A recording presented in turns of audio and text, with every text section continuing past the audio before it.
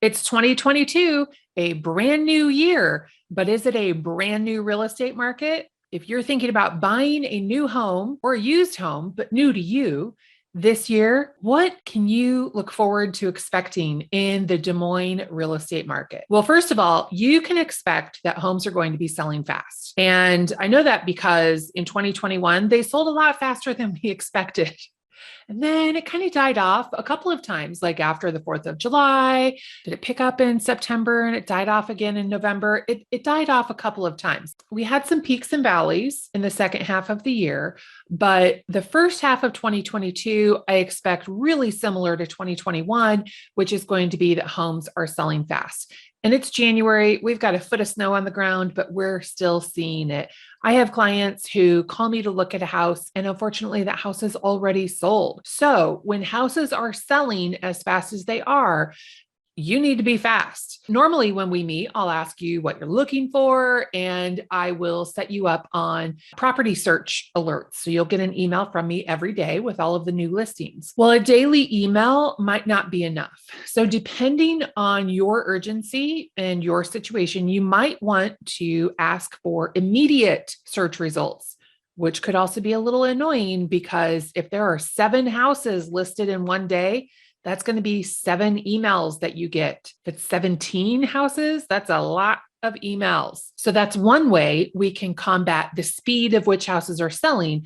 I can get them to you faster. In exchange, you might be a little annoyed with the number of emails that you're getting. You will also want to be pretty quick about going to look at the house. Don't save something until the weekend. Let's go look at it now. So whether that's on your lunch hour or tonight when you get off of work, now is when we need to look at it. Another trend I think buyers are going to see in the real estate market in 2022 is that good move-in ready houses in desirable neighborhoods are going to have multiple offers. Supply is low and demand is high, which means for that 3-bedroom, 1.5, 2-bath, 2-car garage house in Beaverdale or West Des Moines, and that's going to have a lot of people looking at it. How can you compete in a multiple offer situation? Well, first of all, you need to be pre-approved. But if we're working together and you're looking at houses, I've probably already told you to get pre-approved, and you probably already did because you're very smart and you do what your realtor tells you to do. The reason you want to be pre-approved, well, there's a lot of reasons.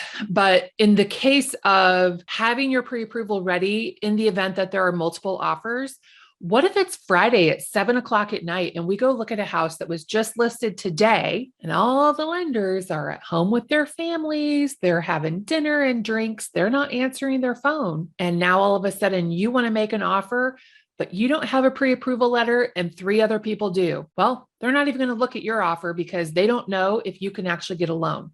So it's just best in the case of multiple offers and many other reasons that I can give you on another video. It is just best to be pre-approved before you even go look at homes. You should also be ready to offer your highest and best offer on the first try. When there are multiple offers, there's very little opportunity for negotiating. And actually, you're going to be negotiating the opposite direction. 10 years ago, we may have gone in with a low ball offer, but today it feels a little bit more like a high ball offer. The listing price is always a suggestion.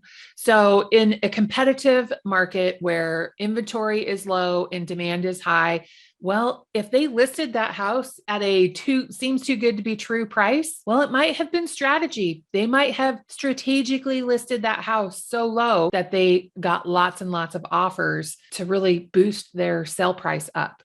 Personally, I don't really love that as a strategy, but you never know when you're going to run into it as a buyer. When it comes time to write the offer, consider what your highest and best offer is going to be. What is the highest price that you are willing to pay for that house? And what are the best terms? Terms being the closing date, how long you're going to take to do your home inspection. Are you going to have an appraisal? Are you going to do an appraisal waiver? There's a lot of terms that we can talk about and get you a really good strategy that will hopefully make your offer stand out from the crowd. We could also use an escalation clause.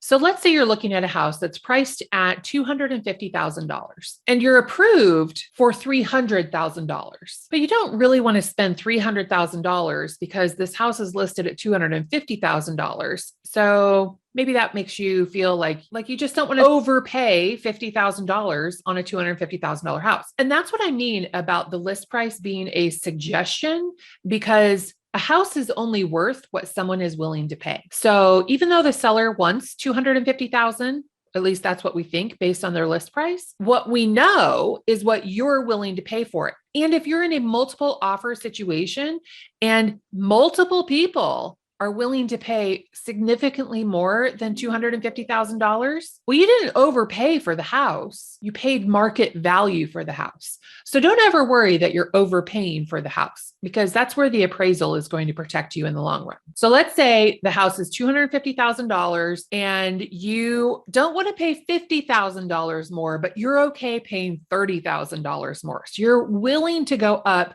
to $280,000, but you're not really sure that you need to go up. Like, you're okay paying that, but you'd rather pay less. This situation is perfect for an escalation clause. And the escalation clause is exactly that. I will pay you $250,000, or I'll pay you $1,000 more than any competing offer. And yes, we're going to need proof of those competing offers, up to $280,000. An escalation clause. It's sort of like an escalator. It goes up.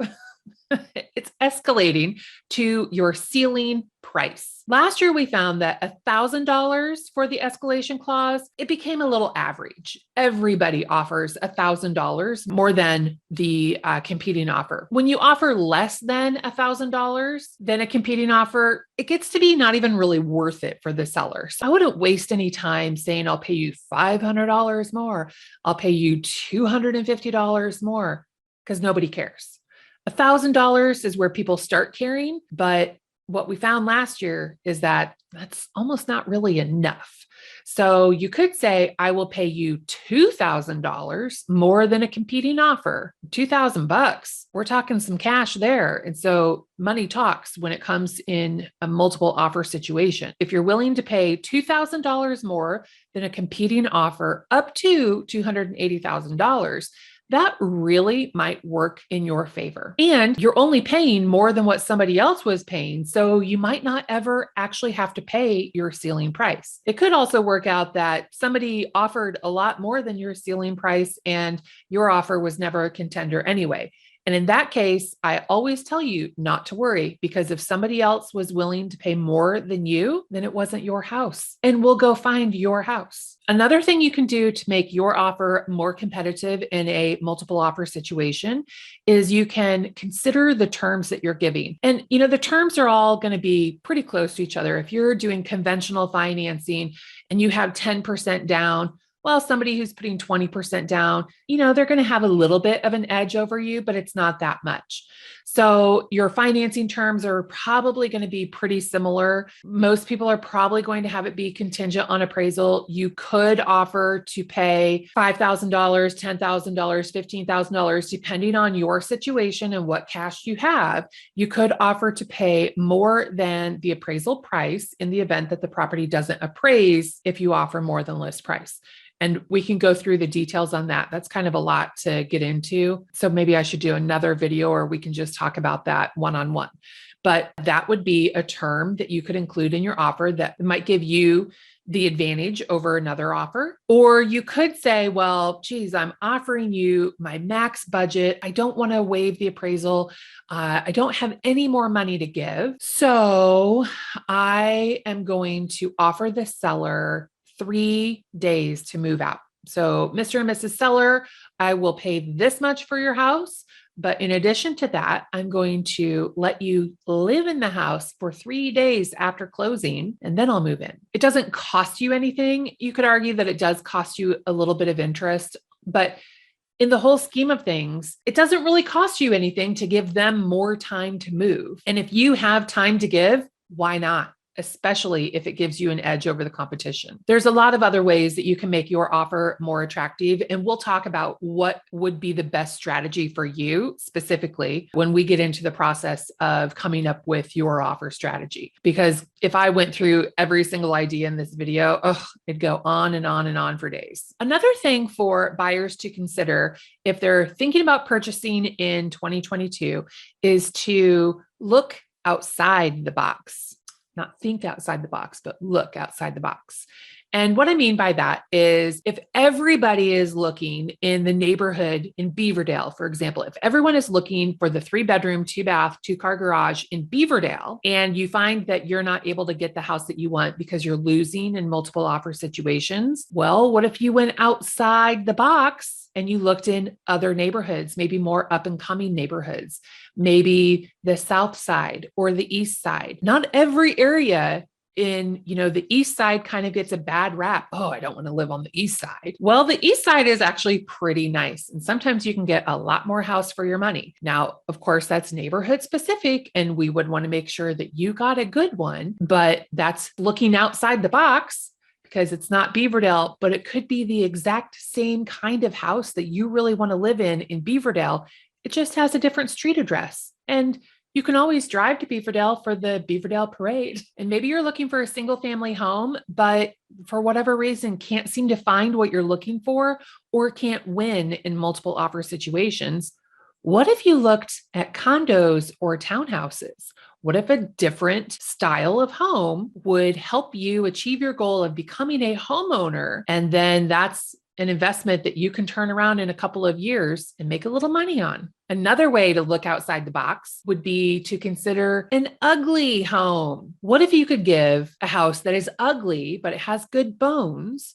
What if you could give it a little facelift, and all of a sudden the sweat equity that you just put into that house, giving it new paint and scrubbing it, and so much can be done with paint, but maybe it was a new counter. Maybe you refinished the hardwood floors.